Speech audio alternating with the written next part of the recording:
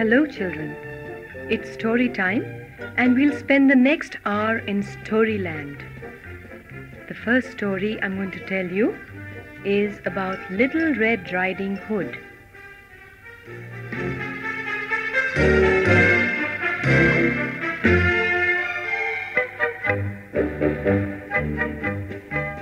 There was once a little girl whose name was Little Red Riding Hood. Little Red Riding Hood lived with her mother in a house at the edge of a wood.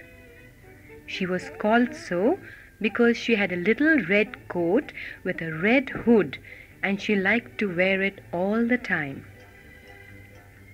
She was a very happy child and enjoyed playing in the garden amongst the flowers.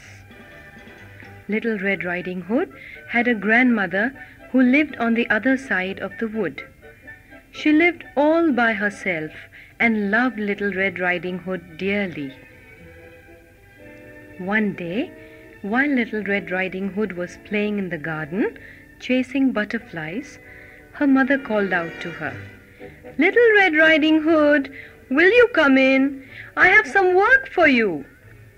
"Yes, mother, I'm coming," said Little Red Riding Hood and ran into the house. "I want you to go to your grandmother's house with this basket of lovely things to eat. She's ill and will welcome a visit from you," her mother said. "Oh, mother, I'd love to go and visit Granny," said Little Red Riding Hood. "But there's one thing you must remember," said her mother. "You have to walk through the woods to reach your grandmother's house, and there are wild animals in the woods. You have specially to be careful of the big bad wolf. Remember, you must not talk to any stranger." "Yes, mother, I promise to take care," said Little Red Riding Hood. She picked up the basket full of all sorts of lovely things to eat, and kissing her mother goodbye, skipped off down the path into the woods towards her grandmother's house. She walked down the path for some time, and as she walked, she sang a song. The sun shone through the trees, and the birds chirped noisily. Little Red Riding Hood did not feel scared. She saw a lot of beautiful colored wild flowers and decided to pluck some. "Granny will love them," she said to herself, and hummed a little tune as she collected a bunch. And who do you think was passing by at that time? None other than the big bad wolf. He smacked his lips and walked up to Little Red Riding Hood with a big smile. "Hello, little girl," he said. "What's your name and what are you doing?" he asked her. "Hello," said Little Red Riding Hood.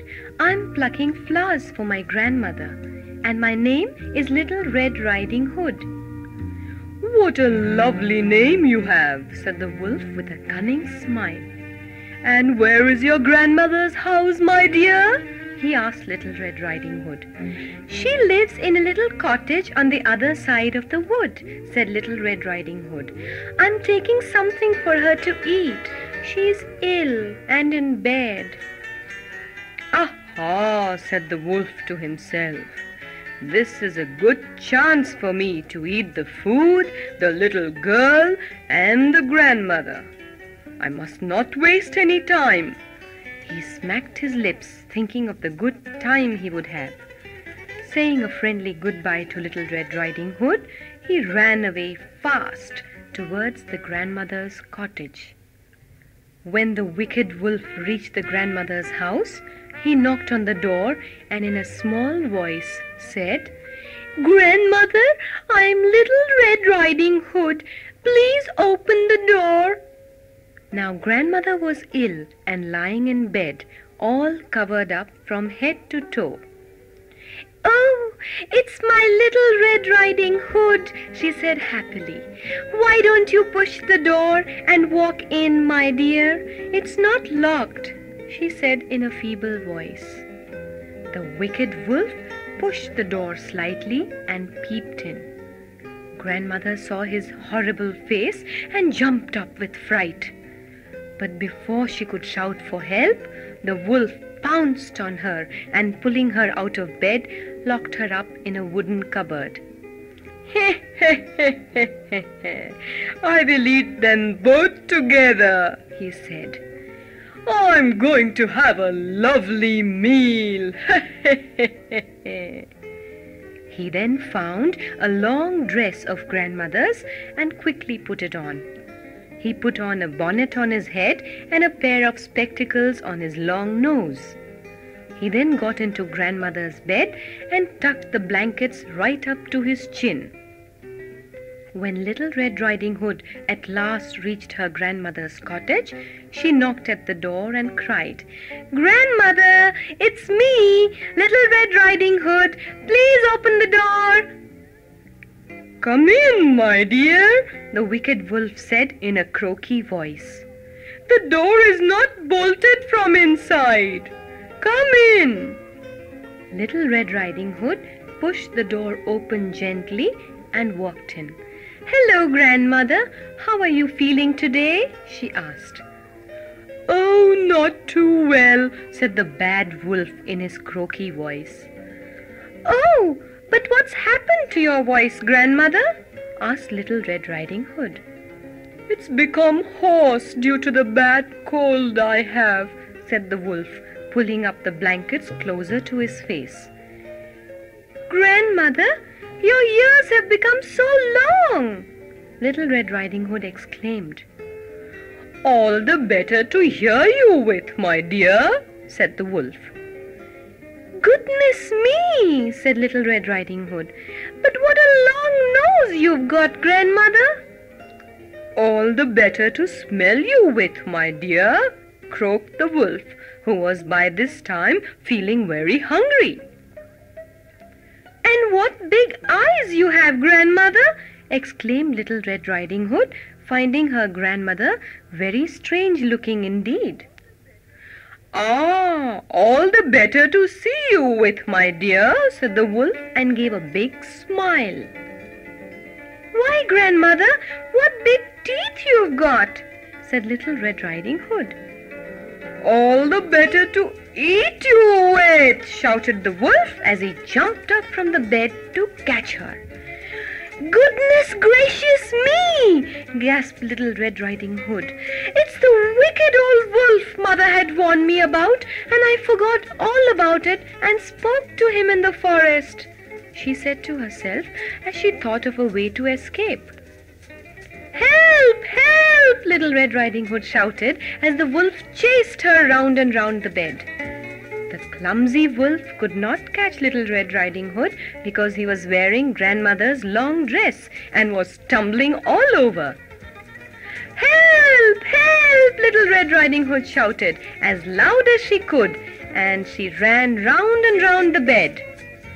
A woodcutter who was passing by Grandmother's house heard the shouting, and he ran into the house with his axe.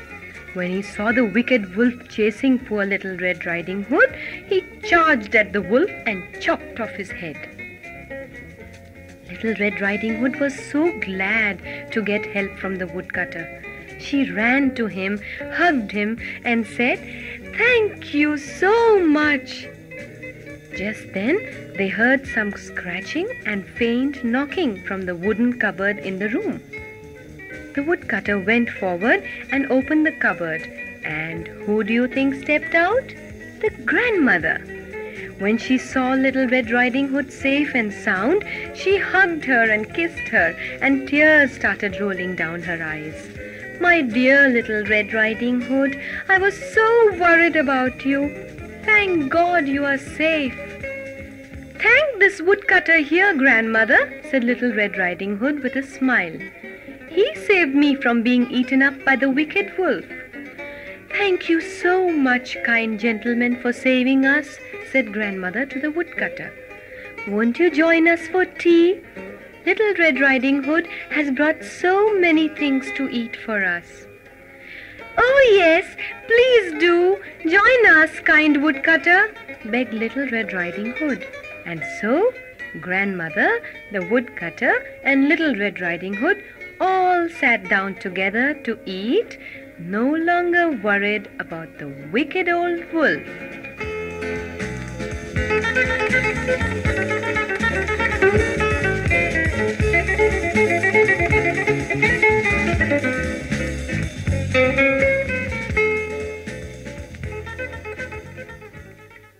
I hope you liked that story. The next story I'll tell you is called The Honest Woodcutter.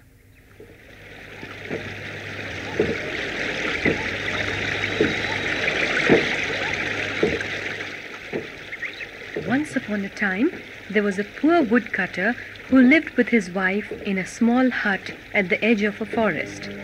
He earned his living by cutting firewood in the forest and selling it in the nearby town. But there always seemed to be very little money in the house, and his wife was never happy. Every morning he would take his axe and a small bundle of food and go deep into the forest to cut wood. He would return late in the evening, tired and hungry, and after a small meal would immediately fall asleep. One day he set out into the forest as usual to cut firewood. He saw a good branch of a tree hanging low above a small lake. So he climbed the tree and with his axe began chopping the branch.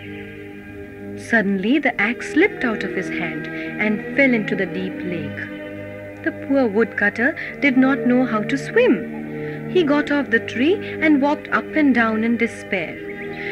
What am I going to do? How will I show my face to my wife? How will we eat our next meal? He was so upset at losing his axe that he began crying. Suddenly, he saw a big glow, and out of the water rose a beautiful fairy. She had a magic wand in her hand and a crown on her head. She wore a shining white gown and had a smile on her face. The woodcutter could only stare at her in amazement. "Who are you? And why are you crying?" she asked him gently. "I'm a poor woodcutter, and while chopping this branch, I lost my axe in this lake. What am I to do? I'm a poor man," he cried. "I cannot even swim. Now who will take it out for me?" The beautiful fairy waved her magic wand and disappeared into the water. She rose up again, and in her hand was a silver axe. "Here, this is your axe," she said, and gave it to the woodcutter. But this is not my axe," said the poor woodcutter. So the fairy again disappeared into the water, and this time came up with a golden axe. "This must be your axe," she told the woodcutter. He could not believe his eyes when he saw the dazzling gold axe. But he said, "This axe is also not mine." So the fairy once again disappeared into the water and came up with the woodcutter's axe made of iron. "Is this yours?" she asked him. The woodcutter recognized his axe at once and said, "Yes, this is my axe. Thank you, fairy. Thank you. I shall never forget your kindness." The kind fairy was very pleased with the poor woodcutter's honesty. "I will present you with all the 3 axes," she told the woodcutter. "This is a reward for your honesty." The poor woodcutter could not believe his ears, but he thanked the fairy and happily set off towards his home. The kind fairy waved her wand and disappeared into the water. From that day onwards, the poor woodcutter was never poor again.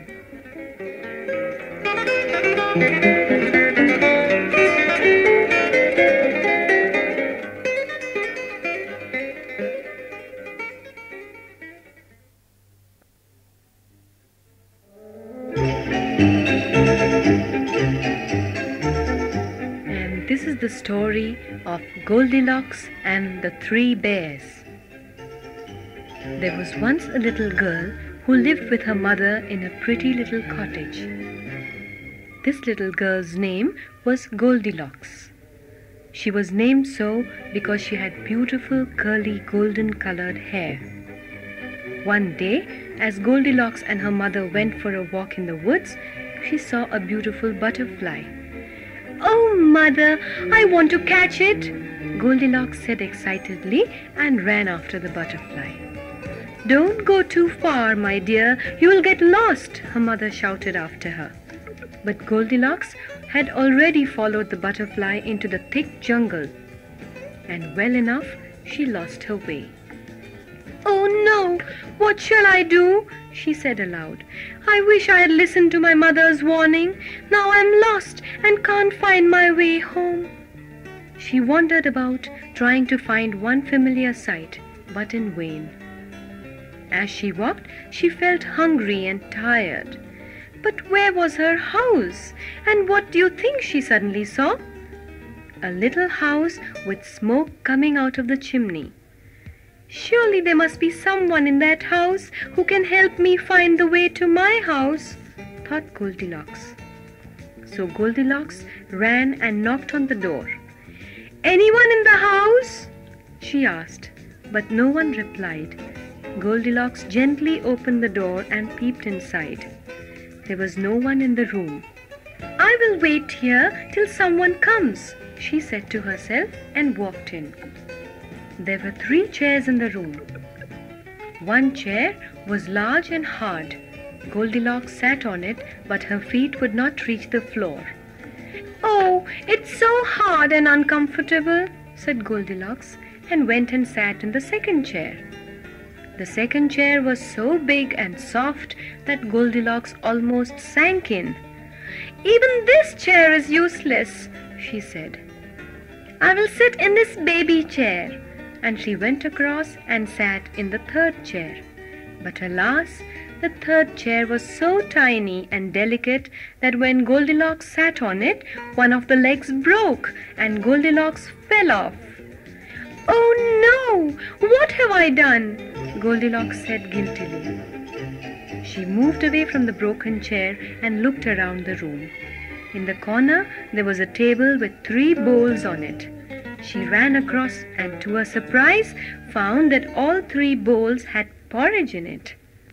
Goldilocks was so hungry after the long walk in the forest, so she decided to have some of the porridge.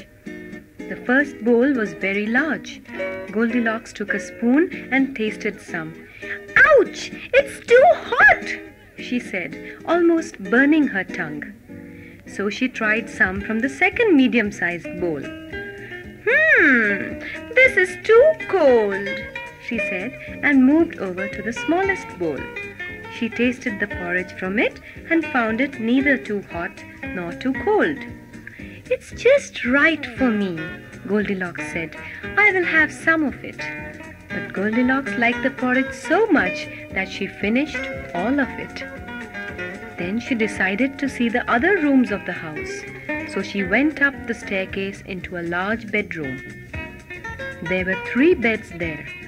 One large-sized bed, one medium-sized bed, and one baby bed.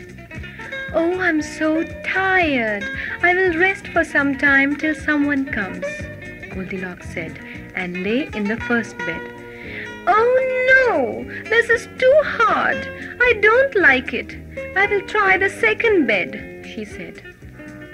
When she lay in the second bed, she almost disappeared into the mattress because it was so soft.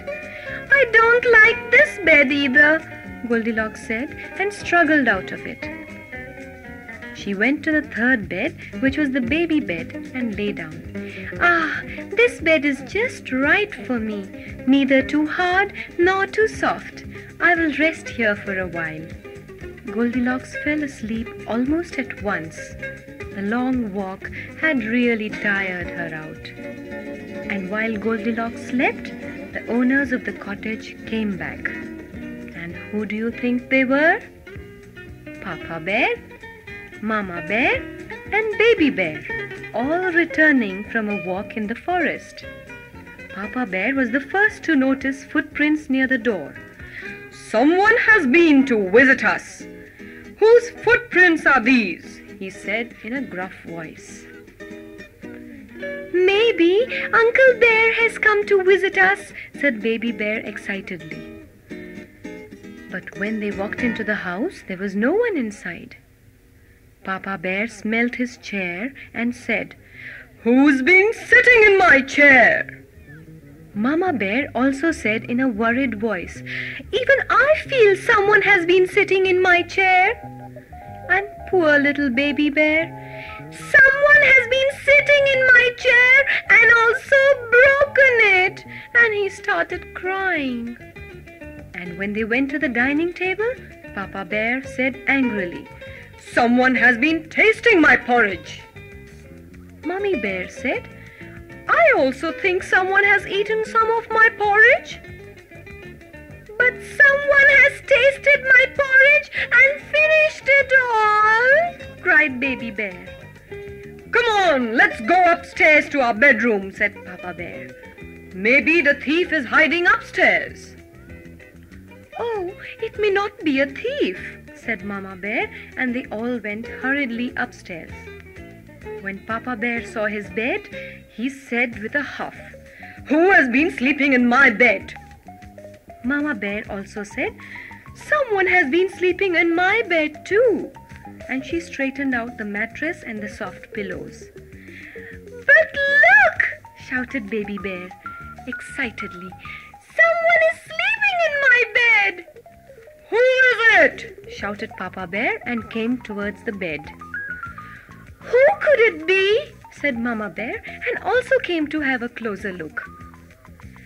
"Oh, she's a pretty little girl and I can play with her and have lots of fun," said Baby Bear, clapping his hands with joy. Hearing all this shouting and talking, Goldilocks suddenly jumped up from her sleep and to her amazement saw 3 bears all around her. She was so frightened that she did not waste a moment. She pushed past them and charged down the stairs and through the door and out on the path into the forest away from the 3 bears. "Oh, don't go away!" cried Baby Bear looking out of the window. "Poor dear, you frightened her away with your shouting," Mama Bear scolded Papa Bear. But Goldilocks ran without turning back even once. And as she ran, she met her mother, who was so worried and searching for her.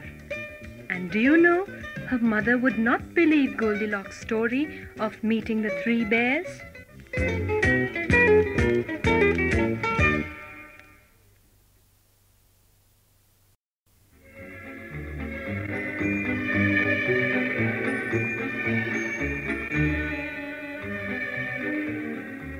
The next story I'm going to tell you is called Rumplestiltskin.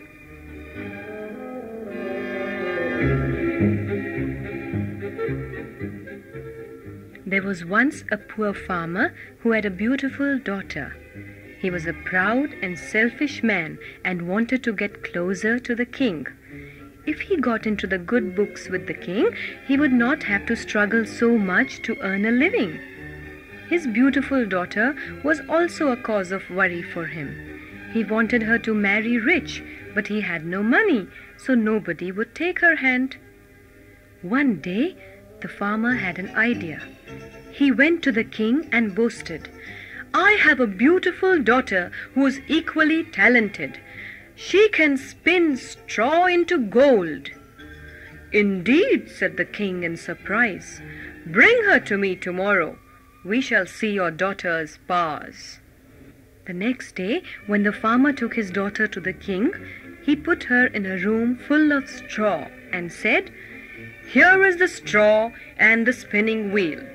If you do not spin all this straw into gold by tomorrow morning, I shall kill both you and your father."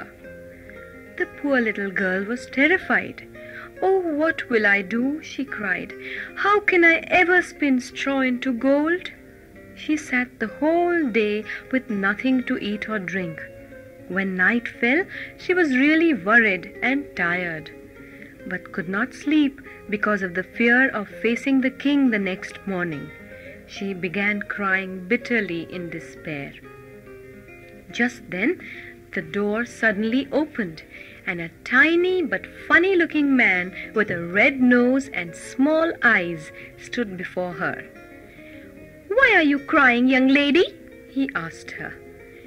"I have to spin all this straw into gold by tomorrow morning, and if I don't do it, the king will kill both me and my father," she sobbed.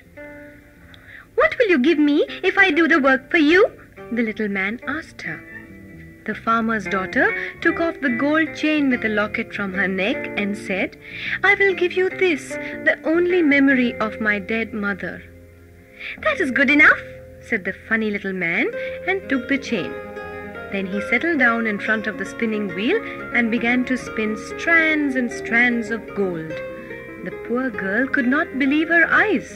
Before midnight, all the straw in the room had been spun into reels of gold. She was delighted, but when she turned round to thank the little man, he had disappeared. The next morning, when the king saw all the gold reels, he was mighty pleased, but would not say so, because he was greedy. "You may eat and rest for a while," he told the poor girl. "I will have one of the bigger rooms of the palace filled with straw, and tonight you can spin that into gold." Saying that, he walked away. The poor girl was helpless when she was locked up in a large room full of straw. And sure enough, the little man came to help again, and she dried up her tears at once. "What will you give me this time?" he asked her. "I will give you this gold ring," she said, and taking it off her finger, handed it to the little man. And while she rested, he spun all the straw in the room into many, many reels of gold. But alas, the king could not control his greediness, and he wanted more gold.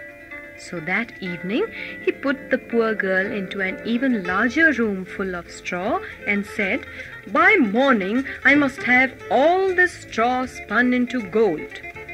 The poor girl sat alone and cried.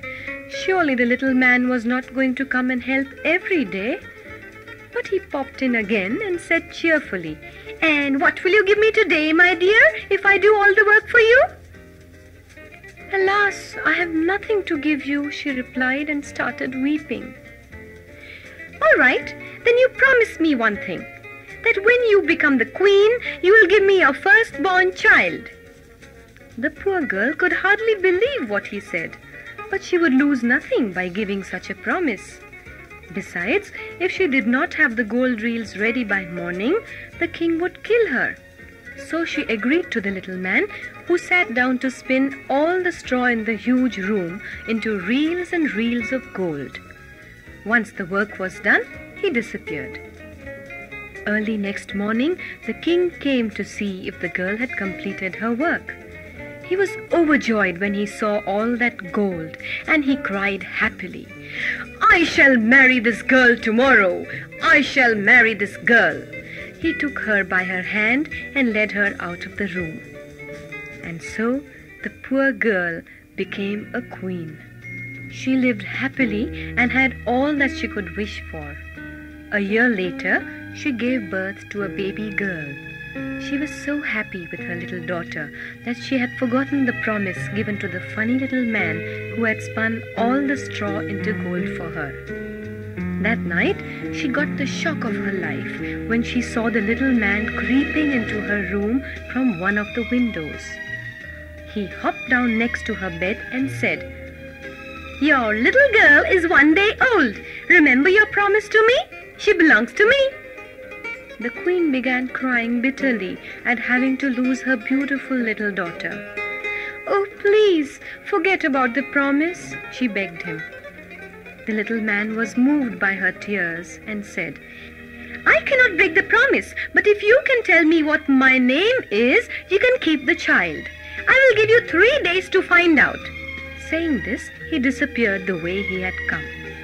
The next morning, the little man was there, smiling cunningly.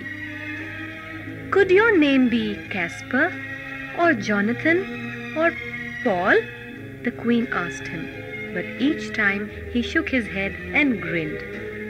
"All right, come back tomorrow," the queen said in despair. "I will guess your name by then." And the little man disappeared once again. The queen was really worried. She did not want to lose her daughter, So she called all the king's ministers, and they told her many different names they could think of. The next day, the little man came again. "Could your name be Sebastian, or John, or David?" But the little man shook his head each time, quite sure that soon the baby would surely be his. The queen hid her disappointment, and the little man went away saying, "Tomorrow is your last chance. I will come in the morning." The queen was really worried. She sent out messengers all over the kingdom to find new names. They returned in the evening weary, and when asked if they had found any unusual names, they shook their heads sadly.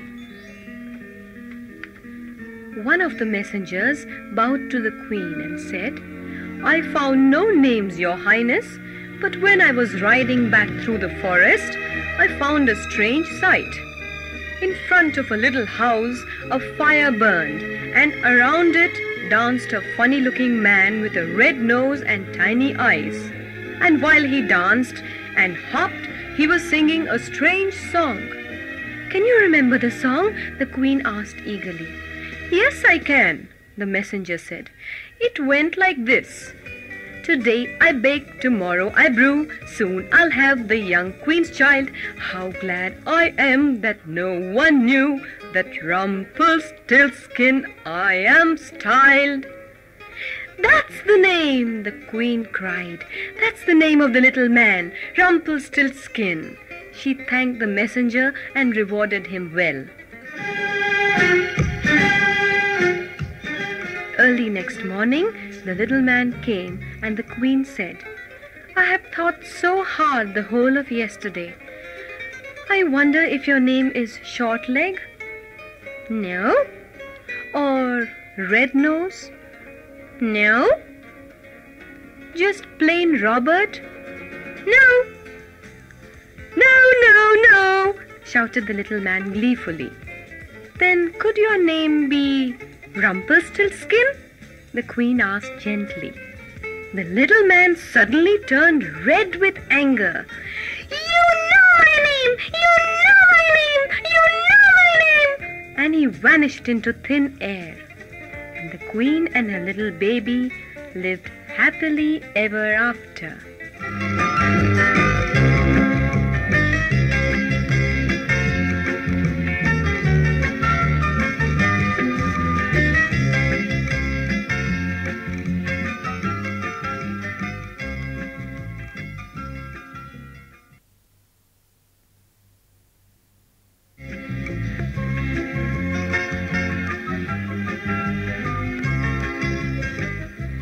The next story I'm going to tell you, children, is called Jack and the Beanstalk.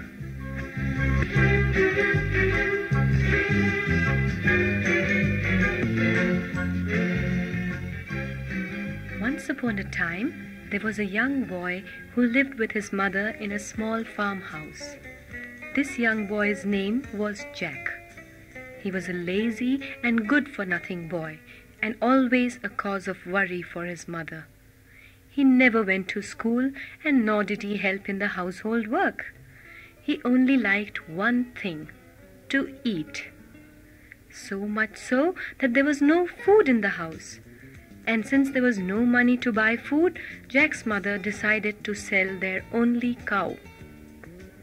"Jack, get up and get ready soon. You have to take the cow to the market and sell her.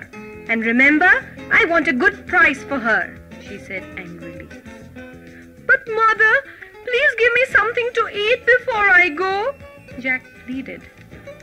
"There's nothing in the house to give you," she fumed. "Now hurry up and get out." Jack had no alternative but to go without food. He pulled the cow by the rope tied round her neck and set off for the market. He had not gone far